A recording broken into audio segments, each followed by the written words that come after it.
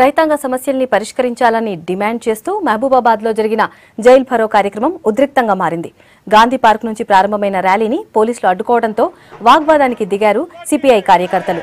పోలీసుల్ని తోసుకుంటూ ముందుకు వెళ్లటందుకు ప్రయత్నించడంతో తోపులాట జరిగింది. దీంతో మాజీ ఎమ్మెల్యే కూనంనేని సాంబశివరావుతో పాటు 200 మంది కార్యకర్తల్ని పోలీసులు అరెస్ట్ చేశారు.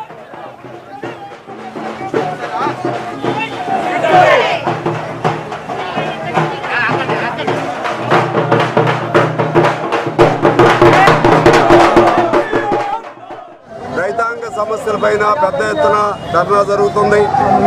ఆ ధర్నాలో ప్రధానమైన డిమాండ్ భారతదేశంలో 1,00,000 కోట్లు రైతాంగ నిధి ఏర్పాటు చేయాలని, తెలంగాణ ప్రభుత్వం 10,000 కోట్లు నిధి ఏర్పాటు చేయాలని, ఆ విధంగా ధరల్లో మన మిర్చి కానీ లేకపోతే ఇతర వ్యవసాయ ఉత్పత్తుల ధరల్లో అనిశ్చితి ఏర్పడితే ఈ డబ్బు ద్వారా దాన్ని బ్యాలెన్స్ మెయింటైన్ చేయాలనే డిమాండ్తో ఇవాళ మేము పెద్ద ప్రోగ్రాం చేస్తున్నాం.